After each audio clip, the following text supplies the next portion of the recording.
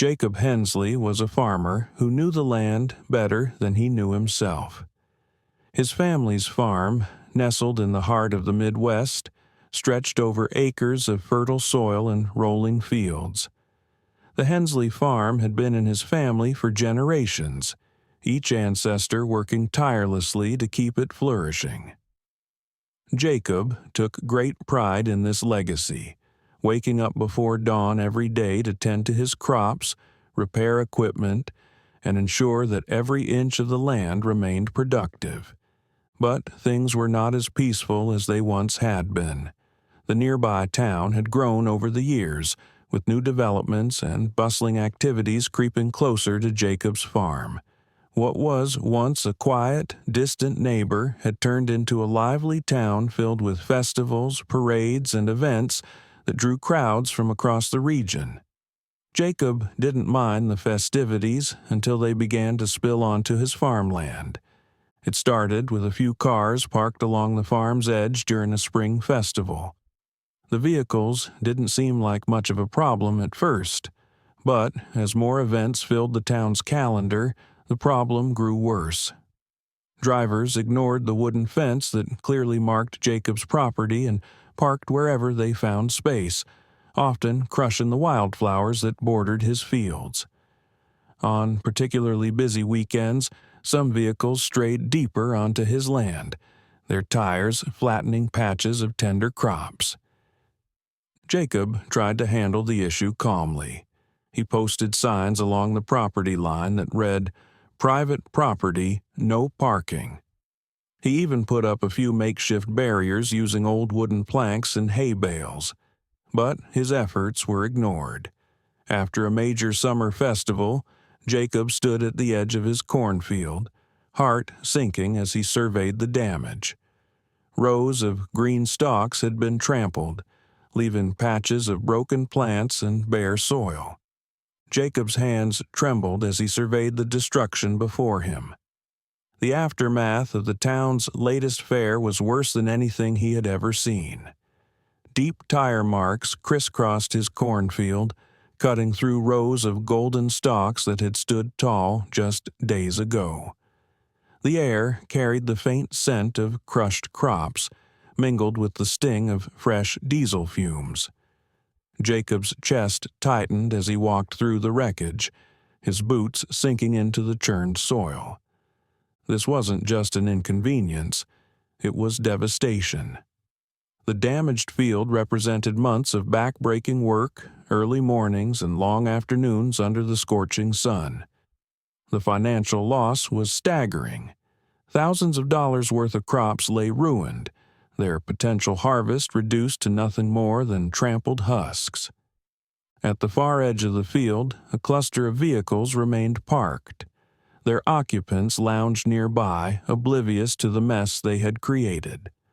Laughter and music drifted through the air, fueling Jacob's rising fury. For a moment, he stood frozen, the weight of his frustration and heartbreak pinning him in place. Then he gritted his teeth and strode toward the group. His boots pounded against the dirt as he approached the first vehicle. The driver, a young man in a bright jacket, leaned casually against the hood, scrolling through his phone. Nearby, a group of friends chatted loudly, seemingly unaware or unconcerned about their surroundings. Jacob's voice was firm as he demanded an explanation. He pointed to the destroyed field, his tone carrying the weight of anger and disbelief. One driver glanced at the tire tracks and shrugged dismissively. Another barely acknowledged Jacob, continuing a lively conversation as though nothing had happened. The indifference hit Jacob like a slap to the face. These people didn't care about the farm or the damage they had caused. To them, it was just a convenient parking spot for a good time. As Jacob's voice rose, the group exchanged glances and muttered among themselves. One man, older and bolder than the rest, laughed openly. He remarked that it was just some corn, nothing worth getting worked up over. The others joined in, their mocking laughter echoing across the field. Jacob's fists clenched at his sides. He fought the urge to lash out physically, knowing it would only make matters worse. His entire life had been about hard work and respect for the land, and now that very land was being treated like a worthless patch of dirt. He took a deep breath, trying to steady himself. There had to be a solution, some way to make these people understand the gravity of their actions. But as he stood there, faced with indifference and mockery, Jacob felt a pang of helplessness he hadn't known in years. This was his farm, his legacy, and it was slipping out of his control. Turning away from the jeering group, Jacob's mind raced with thoughts. Jacob drove into town the next morning, his thoughts heavy with frustration. The laughter and indifference from the day before still echoed in his mind. He parked his truck outside the sheriff's office, hoping to find some support. The sheriff was an old acquaintance, a grizzled man with a reputation for fairness. Jacob explained the situation, describing the damage and the blatant disregard the drivers had shown. The sheriff sighed, his expression sympathetic but weary. He acknowledged the problem but explained that without clear legal boundaries or formal complaints, his hands were tied. The events that brought visitors to the town were good for the local economy, and cracking down on parking violations near private properties wasn't a priority. Jacob's patience frayed as he listened. The sheriff's sympathy was appreciated, but it did nothing to restore his destroyed crops or protect his land. The situation demanded action, not empty words.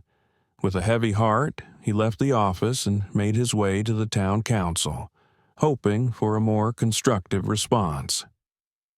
The meeting room was filled with the scent of stale coffee and paper. Council members sat behind a long wooden table, their expressions polite but uninterested. Jacob presented his case, emphasizing the financial loss and the ongoing intrusion onto his farm. One council member expressed concern, but suggested that any legal solution would require months of discussion, permits, and perhaps even a costly legal battle.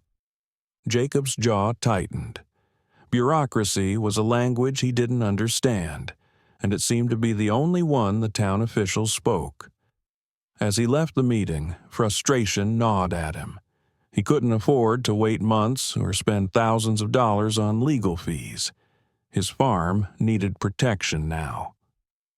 Later that afternoon, back on the farm, Jacob decided to clear his head by repairing the fence along the road.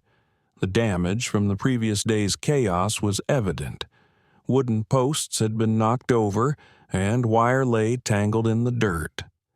As he worked, sweat dripping from his brow, his eyes wandered to a dirt path that ran alongside the field. It was a narrow but well-worn track, likely used by the same careless drivers who had turned his farm into a parking lot. The path offered easy access to the fields, bypassing the barriers and signs Jacob had put up. His fingers stilled on the wire he was fastening, and a thought sparked in his mind. He surveyed the path carefully, noting the tire marks and the clear line it created straight onto his property. It was a weak point, an open door that invited trouble. As the sun dipped lower in the sky, casting long shadows across the fields, Jacob felt a sense of determination rise within him. If no one else was going to protect his farm, he would do it himself. That evening, as darkness settled over the land, Jacob spread out a large sheet of paper on the kitchen table. He began sketching a plan, his pencil moving swiftly across the surface. Every line and mark represented a step toward taking control of the situation. The careless drivers had mocked him, but they wouldn't get the last word. Jacob's thoughts were methodical as he considered each detail.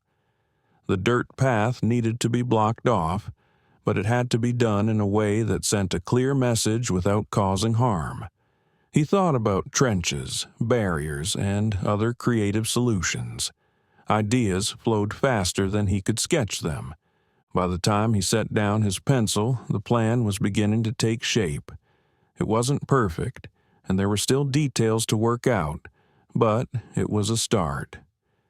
Jacob leaned back in his chair, his gaze steady. The next time careless drivers tried to invade his land, they would find that things had changed, and not in their favor. Jacob rose before dawn the next morning, driven by a newfound determination. He brewed a strong pot of coffee and mentally reviewed the plan he'd sketched the previous night.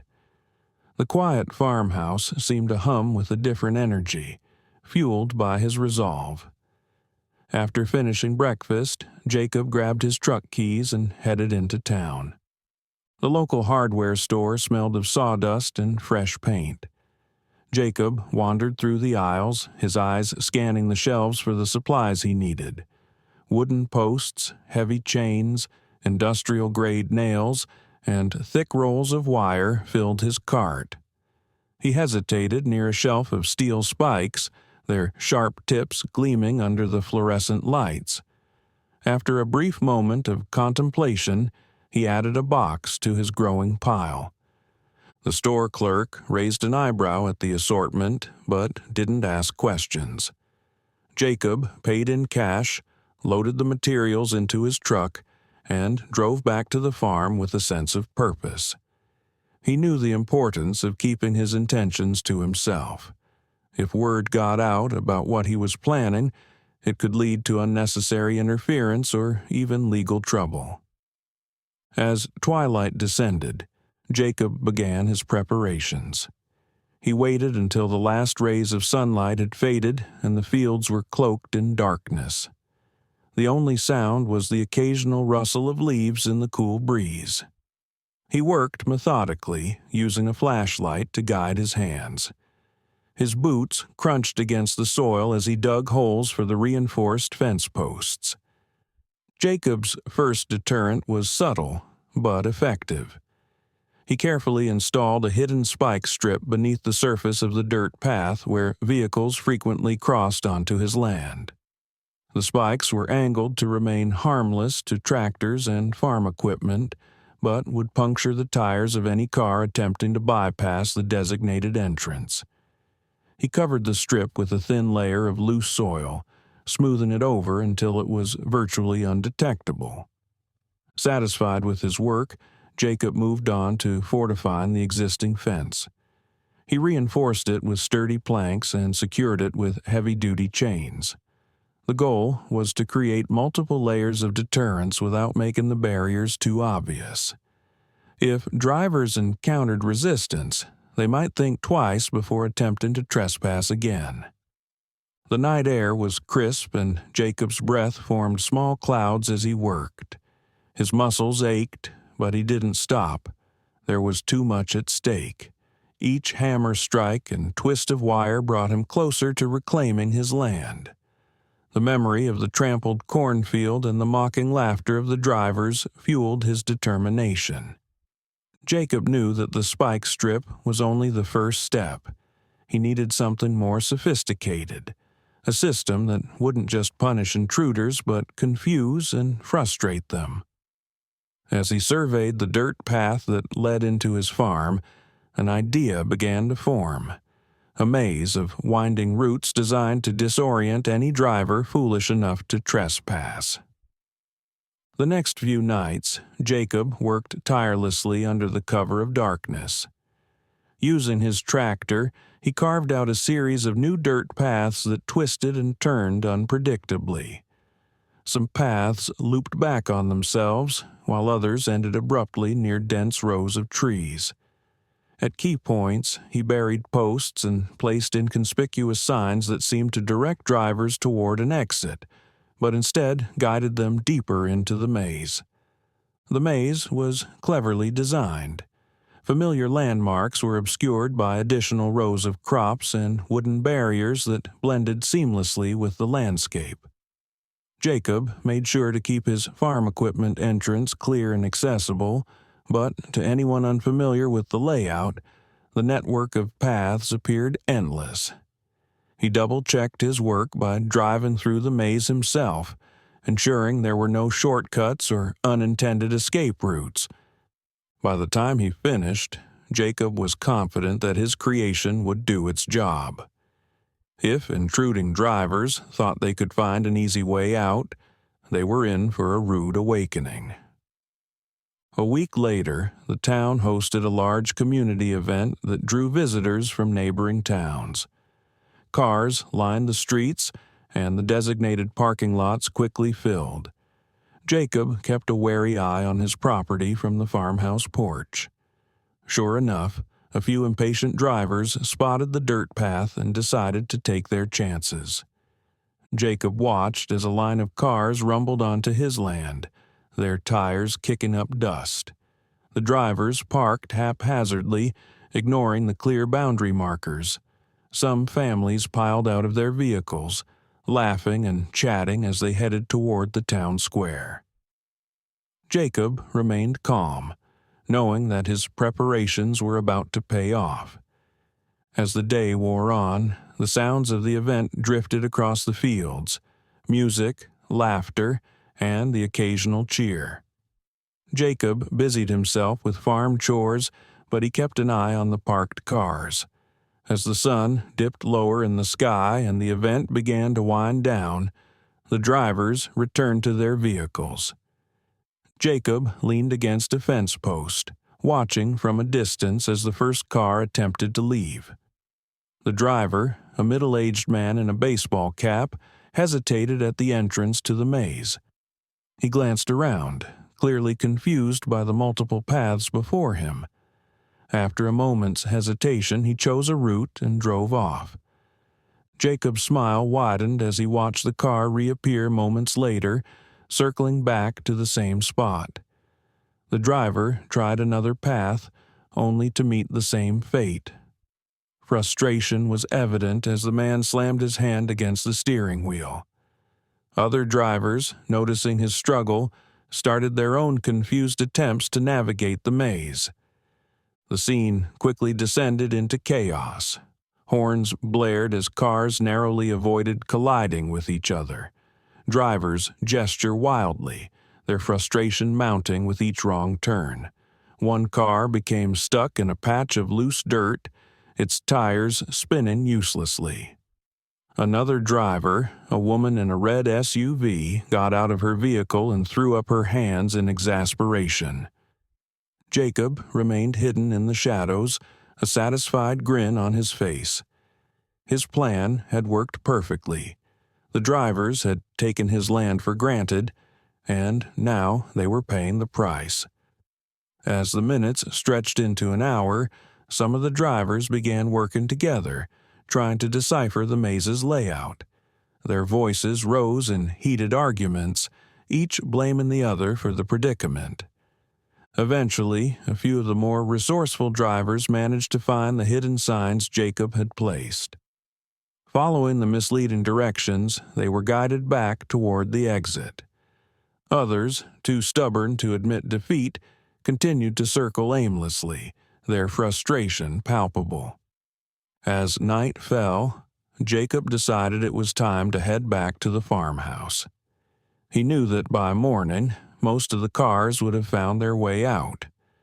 The important thing was that a message had been sent. His land was not to be trifled with. Jacob's maze was more than a physical barrier.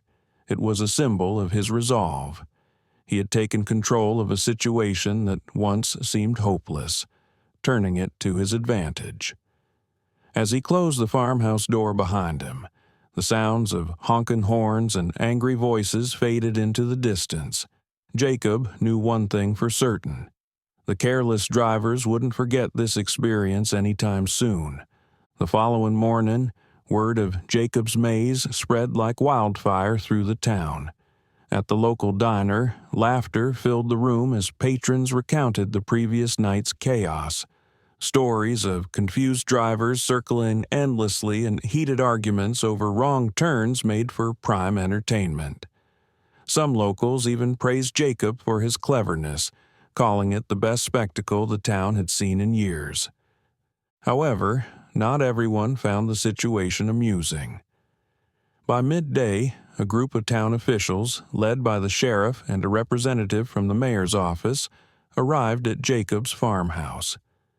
The sheriff, a stocky man with a gruff demeanor, surveyed the maze from a distance before approaching Jacob, who was repairing a section of his fence. The officials expressed their concerns about the maze, pointing out that it had caused disruptions and complaints from residents. They hinted that his actions were excessive and possibly illegal. Jacob, keeping his composure, firmly reminded them that the land in question was private property. He argued that if the town had enforced parking restrictions in the first place, none of this would have happened. After some heated discussions, the officials conceded that Jacob was within his rights. Still, they warned him to be cautious. Jacob nodded politely, but remained steadfast in his resolve. He had no intention of making it easy for intruders. Despite the officials' warnings, determined drivers saw the maze as a challenge. Over the next few days, a few thrill-seekers attempted to outsmart Jacob's creation. Their efforts often ended in failure, with cars becoming stuck in muddy patches or narrowly avoiding collisions. Some even trampled more of his crops in their desperation to find a way out. The damage to his property was infuriating, reigniting the anger Jacob had tried to suppress. One evening, as Jacob stood at the edge of the field, surveying the latest destruction, he knew it was time to increase his efforts. The maze had been a good start, but it was no longer enough. He needed to make his deterrence more ingenious and foolproof. Over the following nights, Jacob worked tirelessly, adding new elements to his defenses. He dug narrow trenches at strategic points, camouflaging them with thick grass to make them difficult to spot. He also installed reflective barriers that created the illusion of an open path, only to guide drivers back to their starting point. To ensure safety, Jacob marked the maze's boundaries with hidden sensors that triggered warning lights if anyone attempted to breach the perimeter. The system was sophisticated yet subtle, blending seamlessly with the farm's landscape. Jacob's final masterpiece was an optical illusion barrier designed to confuse and deter even the most persistent drivers. Using carefully angled mirrors and camouflaged fencing, he created the appearance of a wide, clear path cutting through his fields. The illusion was so convincing that any driver approaching it would believe it was a direct exit. The secret, however, was that the path was blocked by a sturdy, reinforced fence hidden behind the optical trickery. It was built high enough to stop vehicles while remaining undetectable from a distance. The first few times Jacob tested the setup, he marveled at its effectiveness. From any angle, it looked like a wide-open road leading straight back to the main street. The weekend of another major town event arrived, and Jacob watched from the cover of his barn as the first cars approached his maze. As expected, the drivers who thought they had outsmarted the system headed straight for the illusion. Their confidence was short-lived. One by one, vehicles slammed on their brakes just in time, realizing the path was blocked by an immovable fence. The sudden stops created chaos. Tires screeched, horns blared, and frustrated drivers leaned out of their windows, trying to figure out what had gone wrong. Some even got out of their cars and approached the fence, shaking their heads in disbelief when they realized they had been fooled. Jacob couldn't help but smile at their bewilderment. His hard work was paying off. By the next morning, word of the invisible barrier had spread through the town. Amused locals shared stories at the diner, but the town council was far less entertained.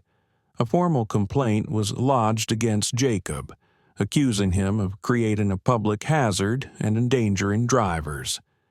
The sheriff delivered the summons personally, his expression grim as he informed Jacob that he was required to attend a meeting at the town hall. Jacob knew the confrontation was inevitable. On the appointed day, he walked into the town hall, his shoulders squared and his resolve firm. The council chamber was filled with town officials and a few curious residents. The council president, a stern woman with sharp features, wasted no time in accusing Jacob of reckless behavior. She cited reports of near accidents and demanded an explanation for his actions. Jacob remained calm as he listened to their accusations. When it was his turn to speak, he stood up and laid a thick folder on the table.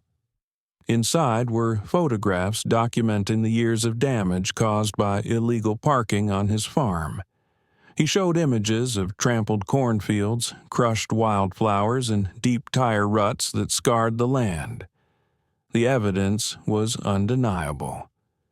Jacob explained how his polite warnings and signs had been ignored, forcing him to take drastic measures to protect his livelihood. He emphasized that his barriers were on private property and designed to prevent further destruction, not harm anyone. The council members exchanged uneasy glances as they reviewed the photographs. The council president, clearly torn between upholding public order and acknowledging Jacob's right to defend his land, leaned forward. She asked Jacob if he was willing to make adjustments to his barriers to ensure driver safety. Jacob agreed to mark the optical illusion with additional warning signs and reflective markers, even though he believed the drivers should never have been on his property in the first place. Reluctantly, the council ruled in Jacob's favor. They acknowledged that he had the right to protect his land and commended him for his willingness to cooperate. As the meeting adjourned, some officials approached Jacob privately, expressing sympathy for his situation. Even the sheriff, who had initially been critical, offered a grudging nod of respect. In the weeks following the council meeting, things slowly began to change for Jacob. His farm, once a target for careless drivers looking for shortcuts, became a place that most drivers now avoided. The local media, always eager for an eye-catching story, soon caught wind of Jacob's battle. The story spread like wildfire, and Jacob was thrust into the spotlight, a figure of local pride for his resolve. At first, Jacob was uncomfortable with the attention. He wasn't used to being in the public eye and had always preferred the solitude of his farm. But as the stories painted him as a defender of landowners' rights, he began to embrace his newfound role in the community. He'd always believed in hard work and responsibility, and now it seemed others were starting to respect that. Life on the farm settled into a new rhythm. The land, once littered with tire tracks and damage, began to heal. The cornfields grew tall and healthy once again, and the soil, which had been trampled so often, began to recover. Jacob could see the fruits of his efforts in the rows of crops stretching out before him, healthy and vibrant under the golden sun. One afternoon, as Jacob was out near the barn, a group of familiar faces appeared at the edge of his property. He recognized them immediately, several of the drivers who had been frequent offenders in the past. They were standing by their trucks, looking hesitant, glancing at each other as if unsure of how to proceed. The leader of the group, a man named Frank, was the first to step forward. He looked different than the last time Jacob had seen him. His face no longer wore the cocky, dismissive expression he had before. Instead, there was a look of genuine remorse. Jacob stood where he was, his arms crossed as he studied them. He wasn't surprised to see them back. He'd expected it. People like this, who took his land for granted, weren't the type to just walk away quietly. But this time, there was something different in their demeanor. Frank cleared his throat, glancing over at the others who shifted uncomfortably behind him. He began, his voice low, explaining that they had been talking among themselves and wanted to come by to apologize. They acknowledged that they hadn't meant to cause so much trouble for him or damage his land. They admitted they had gotten caught up in the habit and hadn't realized the harm they were doing. Jacob listened carefully, his face expressionless. He had heard apologies before, but this one seemed more sincere. Frank's group had always been dismissive, so hearing this kind of acknowledgement was unexpected. They weren't here to challenge him, they were here to make amends. Still, Jacob wasn't going to let them off easily. He had worked hard to protect his land, and their actions had cost him more than just time and effort. It had taken a toll on his crops and his livelihood. He nodded slowly, then spoke, his voice firm but measured. He appreciated their apology, but words weren't enough. They had damaged his crops, and that needed to be fixed. The group shifted uneasily at his words. Frank cleared his throat again, glancing at the others for support. They were willing to help however they could. They knew they couldn't undo the damage, but they were ready to make things right. Jacob didn't respond immediately. He thought about the time and effort it would take to repair the damage to his fields. He had put everything into this farm, and he wasn't about to let anyone take that away from him, whether it was out of carelessness or arrogance. After a moment, Jacob nodded. They could start by helping him with the repairs. He would show them where the damage was, and they could help replant the crops and fix the fences they had broken. There was a pause as Frank and the others processed his words. They hadn't expected to have to work to make amends, but Jacob had made it clear that there would be no free pass. Slowly, they nodded in agreement. Over the next few days, the group worked alongside Jacob, repairing the damage they had caused. They helped him clear tire tracks, replace broken fences, and replant crops where they had been trampled. It wasn't easy work, and there was no way to fully restore the fields to the way they had been. But as the days went on, Jacob noticed a change in the group's attitude. They stopped treating his land as if it were expendable and began to see the hard work that went into maintaining it. Jacob saw this as progress, even if it wasn't perfect. By the end of the week, the group had completed their tasks. There was still much to be done, but Jacob appreciated their efforts. As they left, Frank looked at him one last time. He thanked Jacob for giving them the chance to make things right, his voice sincere. Jacob simply nodded, watching them go. He didn't need their thanks.